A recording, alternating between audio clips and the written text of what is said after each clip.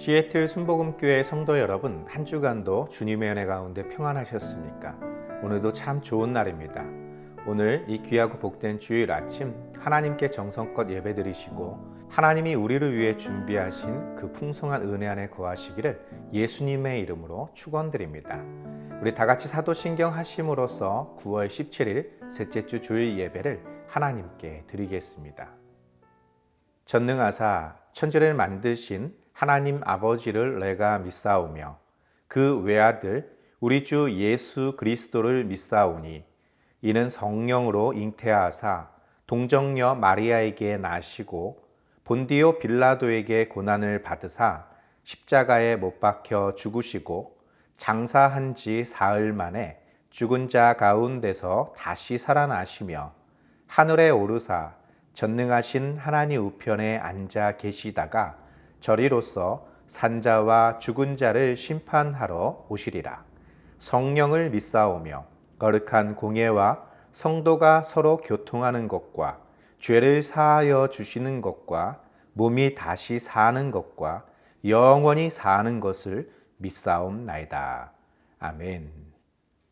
오늘 은혜 받으실 하나님의 말씀은 여호수아 4장 17절에서 24절 말씀입니다. 여호수아 4장 17절에서 24절 말씀을 다 같이 한 목소리로 봉독하겠습니다. 여호수아가 제사장들에게 명령하여 이르기를 요단에서 올라오라 하매 여호와의 언약궤를 맨 제사장들이 요단 가운데서 나오며 그 발바닥으로 육지를 밟는 동시에 요단물이 본 곳으로 도로 흘러서 전과 같이 언덕에 넘쳤더라.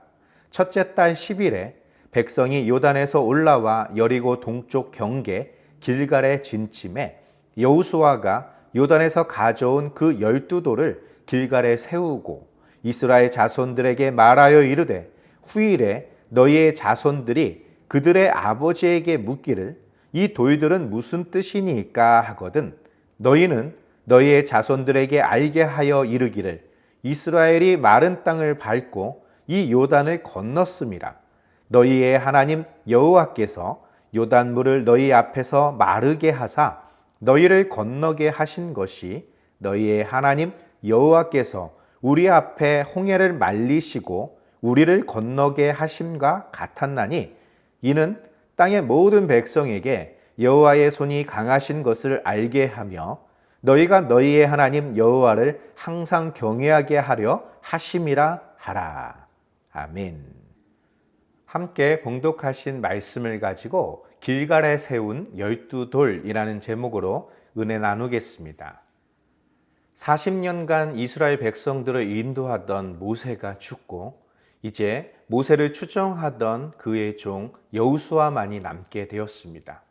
백성들은 여전히 모세를 사랑함 같이 여호수아를 사랑하고 신뢰하며 그의 명령을 따르고 있었지만 여호수아에게 있어서 모세의 죽음은 그가 의지하던 어떤 큰 거목이 사라진 것과 같은 그런 느낌을 받았을 것입니다.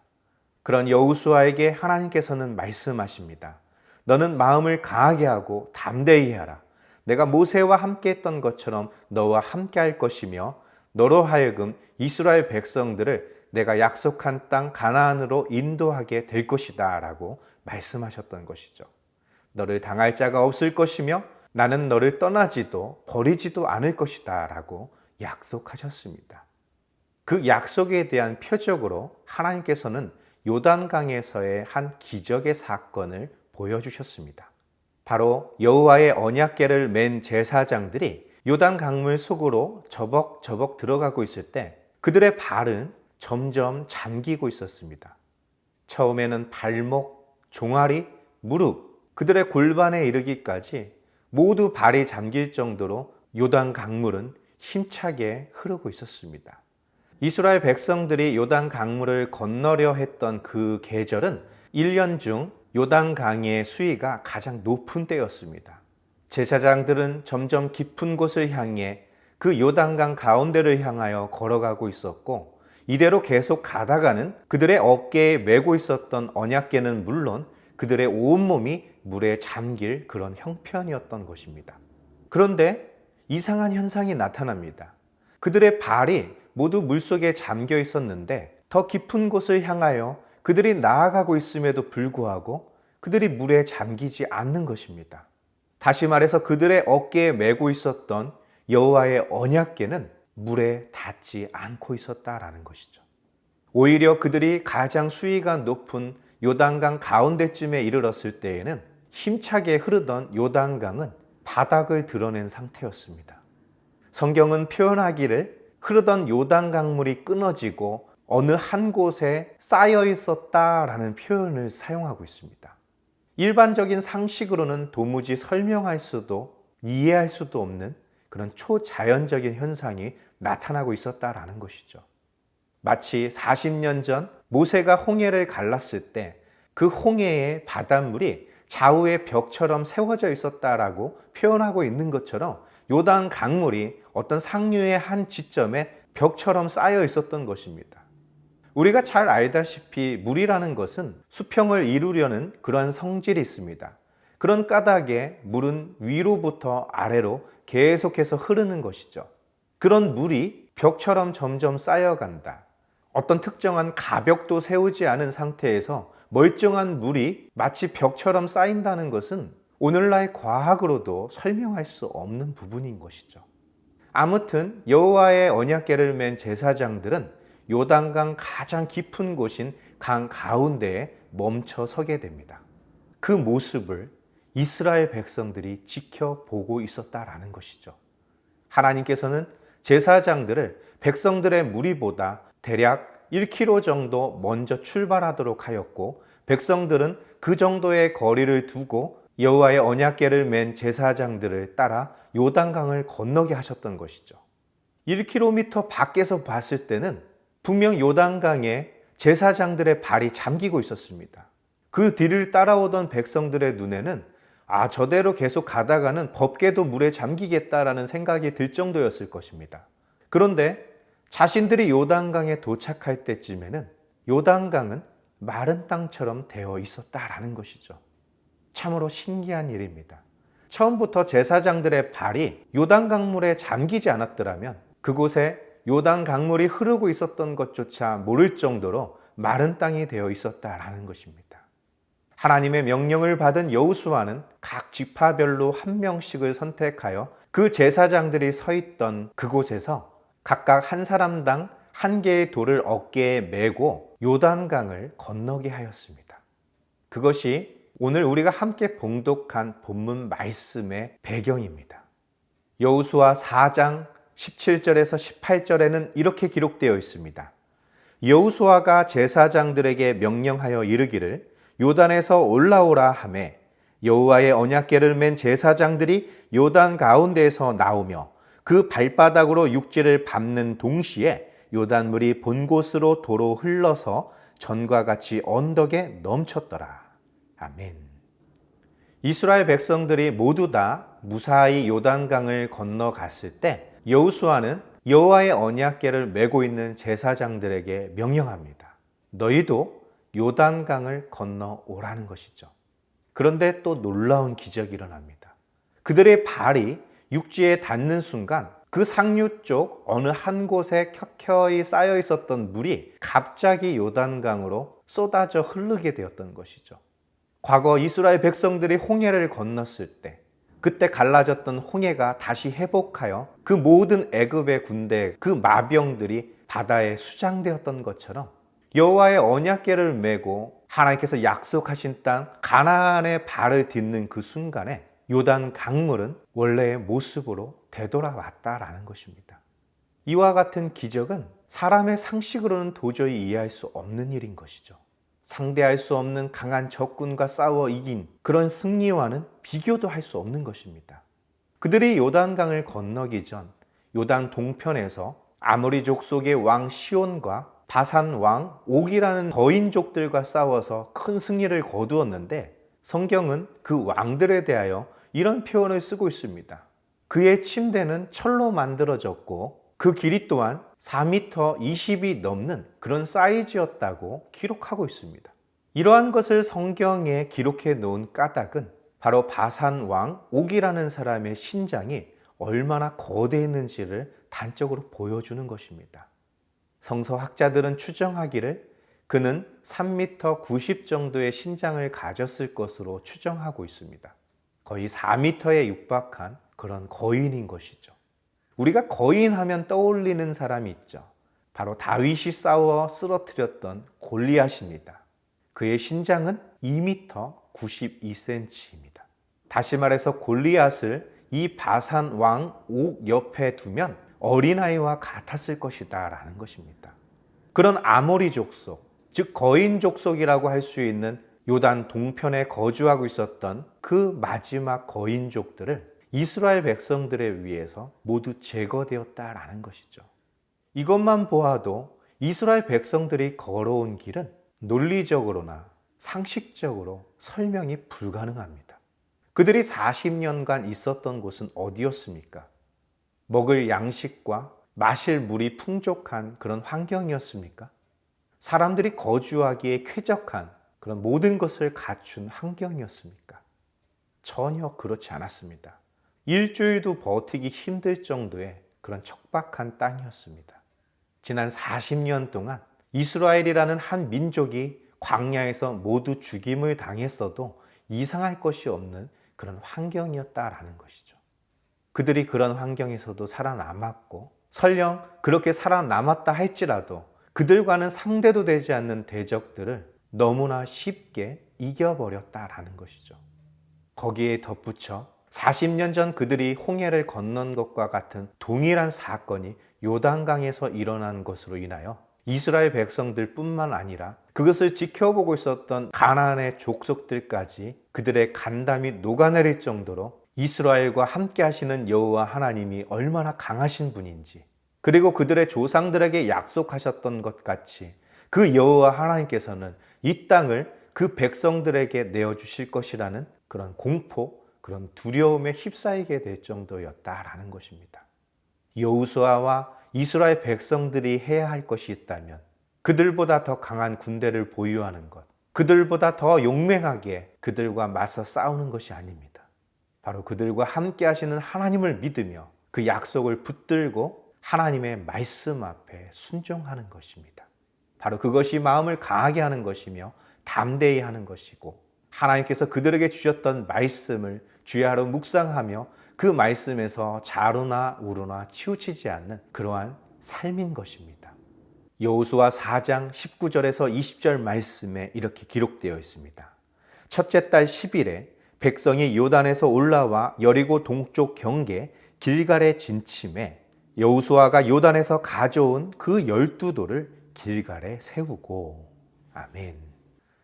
첫째 달 10일이라는 표현을 사용하고 있습니다. 바로 유월절 어린 양을 준비하는 그 날이었다라는 것이죠. 40년 전 이스라엘 백성들이 애굽에서 종살이하고 있을 때 하나님께서는 모세를 보내셔서 애굽의 왕 바로에게 명령하셨습니다. 나의 백성을 그곳에서 내어 보내 광야에서 하나님을 예배하게 하라라는 명령이었던 것이죠. 그 모세의 말을 무시하고 하나님의 명령 앞에 교만했던 바로는 10가지의 재앙을 통해 결국 굴복하고 이스라엘 백성들을 애굽에서 내보내게 결정을 하게 됩니다. 그 결정적인 사건이 마지막 10번째 재앙이었던 장자의 죽음이었습니다. 하나님께서는 그 달을 이스라엘에게 있어서 첫째 달이 되게 하라고 다시금 시간을 정해 주셨습니다. 당시 애굽에서 사용하고 있었던 그런 시간이 아닌 하나님의 시간표에 이스라엘 백성들의 시간을 맞추게 하셨던 것이죠. 그 첫째 달 열흘이 되면 그들은 가족당 한 마리의 양을 준비해야만 했습니다. 그리고 그 양을 사흘 동안 자신의 집에서 함께 거하게 되었던 것이죠. 사흘째 되던 날 그들은 흠없는 그 어린 양을 죽여 그 피로 그들의 집 문설주와 좌우 임방에 발라야 했습니다. 그리고 밤이 새도록 그 고기를 먹어야 했고, 아침까지 남은 것이 있다면 불태워 없애야만 했던 것이죠. 바로 그것이 우리가 잘 알고 있는 유월절입니다. 그것이 애굽에서의 마지막 날 밤이었으며 하나님의 약속하신 땅 가나안으로 출발하게 되는 첫 시간이 되었던 것이죠. 다시 말해서 여호수아 4장 19절에 말한 첫째 달 열흘에 그들이 길갈에 들어왔다라는 말은 그 유월절 흠없는 어린 양을 준비해야 되는 그 시기에 그들은 약속의 땅 가나안의 시작을 맞이했다라는 것이죠. 그런데 특이한 것이 있습니다. 보통 유월절에 첫째 달 열흘에 준비해야 했던 것들은 흠이 없는 어린 양이었죠. 물론 흠이 없는 어린 양들도 그들은 준비했을 것입니다. 왜냐하면 유월절을 지켜야 했기 때문이죠. 그런데 특이한 한 사건이 있었죠. 아까도 말씀드렸다시피 이스라엘 각 지파당 한 명씩 한 사람을 선택하고 제사장들이 요단강 가운데에 서 있었을 때 그들의 발 주변에 있는 돌을 한 개씩 어깨에 메고 요단강을 건너게 하였었죠. 바로 그 12개의 돌을 그들의 진을 쳤던 그 길갈이라는 곳에 세우게 되었다라는 것이죠. 이스라엘 백성들의 죽음을 대신해서 준비된 흠없는 어린 양과 같이 그들이 모두 잠기고 도저히 건널 수 없을 법한 그런 요단 강물 속에서 마치 마른 땅에서 가지고 나온 것 같은 그런 돌을 그곳에 세워 두었다라는 것입니다. 그러면 이것이 무엇을 의미하는 것일까요? 여호수아 4장 21절에서 24절 말씀에 이렇게 기록되어 있습니다. 이스라엘 자손들에게 말하여 이르되 후일에 너희의 자손들이 그들의 아버지에게 묻기를 이 돌들은 무슨 뜻이니까 하거든 너희는 너희의 자손들에게 알게 하여 이르기를 이스라엘이 마른 땅을 밟고 이 요단을 건넜습니다. 너희 하나님 여호와께서 요단물을 너희 앞에서 마르게 하사 너희를 건너게 하신 것이 너희의 하나님 여호와께서 우리 앞에 홍해를 말리시고 우리를 건너게 하심과 같았나니 이는 땅의 모든 백성에게 여호와의 손이 강하신 것을 알게 하며 너희가 너희의 하나님 여호와를 항상 경외하게 하려 하심이라 하라. 아멘. 이스라엘 백성들이 요단강에서부터 들고 왔던 이 12돌, 그것을 길갈에 세워둔 그 의미, 그 목적은 그것을 보고 그들을 인도하여 내신 여호와 하나님을 경외하는 삶을 살게 하기 위한 목적이었다라는 것이죠. 그 돌에 어떤 의미를 부여하는 것이 아니라 그 돌을 보고 그들과 함께 하시는 여호와 하나님을 잊지 말라라는 것입니다. 그들의 마음속에 간직하게 된 여호와 하나님에 대한 크고 놀라우신 능력과 그 하나님을 향한 경외하는 삶 말고는 이 돌은 아무런 의미가 없는 것입니다. 마치 길갈의 다른 지천에 깔려있는 돌들과 별반 다를 바가 없다라는 것입니다. 이것이 굉장히 중요한 것입니다. 오늘날 기독교를 상징하는 것이 있습니다. 바로 십자가이죠. 우리가 십자가를 귀하고 거룩하게 간직하는 이유가 있다면 바로 우리를 살리시려는 예수 그리스도의 그 사랑, 그 은혜, 우리를 대신해서 죽임을 당하셨던 그 사랑에 대한 확증이기 때문입니다. 바로 우리가 십자가를 바라볼 때마다 나를 위해 죽으시고 나를 위해 부활하신 예수님을 생각하고 나를 살리시기 위해 끝까지 나를 포기하지 않으시는 하나님, 여전히 죄 가운데 살고 있는 이 부족하고 연약한 모습임에도 불구하고 하나님의 강한 손은 우리를 놓지 않고 계시다는 그 은혜, 그 사랑을 기억하는 것, 그것을 위해 우리는 십자가를 바라볼 뿐입니다. 그런데 간혹 많은 사람들이 이 십자가 자체의 의미를 두는 경우들이 있습니다. 길갈에 세워진 이 돌이 홍해를 건너 당시 강대국의 손에서 이스라엘을 건져주셨던 그 하나님이 이 요단에서도 똑같이 건너게 하심으로써 저 강해 보이는 저 가나안의 모든 족속들의 땅을 우리에게 주실 것이라는 그런 강한 확신과 믿음, 그 소망을 갖게 하려는 것이었지, 그 12개의 돌 자체가 능력이 있거나 어떤 영적인 효용이 있는 그런 어떤 신비한 그런 돌이 아니라는 것입니다. 주변에서 흔히 볼 수 있는 그냥 돌일 뿐입니다. 십자가 역시 마찬가지입니다. 그것이 나무로 만들었던, 금속으로 만들었던, 아주 귀하고 값진 황금으로 만들어졌던 그것 자체만으로는 어떤 의미도 어떤 능력도 어떤 효용도 없다라는 것이죠. 바로 그 십자가가 가치가 있는 유일한 것이 있다면 그것을 바라볼 때 나를 위해 죽으시고 나를 위해 부활하신 예수 그리스도의 사랑을 느낄 수 있다라는 것, 그것이 전부인 것입니다. 바로 길갈에 세워둔 이 12돌의 의미는 너의 자손들, 너의 다음 세대들로 하여금 하나님이 누구신지, 하나님이 어떤 약속을 하셨는지, 또 무엇을 계획하셨는지, 그리고 그것을 어떻게 이루셨는지에 대하여 증거하는 그런 의미가 될 것이다 라는 것이죠. 너의 후손들, 너의 다음 세대들, 이 모든 기적을 체험해 보지 못한 많은 사람들이 너에게 물어볼 때에 이 돌은 저 깊은 요단강 한가운데서 들고 온 것으로 하나님이 그 땅을 우리를 위해서 마른 땅이 되게 하셨단다. 우리 조상들이 홍해를 마른 땅처럼 건너왔던 것처럼, 그들을 넘어뜨리려던 자들이 그 바다에 수장되었던 것처럼, 하나님께서는 그의 약속을 이루기 위해서 이 요단을 마른 땅으로 건너게 하셨고, 이 가나안 땅의 7 족속들의 땅을 우리들에게 주셨단다. 그것을 가르치고 알게 하라는 것입니다. 바로 우리가 하나님을 믿고 하나님을 예배하는 것에서 멈추는 것이 아니라 이 복음을 안 믿는 모든 자들에게까지 증거하고, 또 우리와 같이 영적인 체험이 없는 그런 사람들, 그런 다음 세대들에게까지 이것을 가르치고 그것을 알게 하는 것이 바로 길갈에 세워진 이 12돌과 같은 것이며 우리가 간직하고 있는 십자가입니다.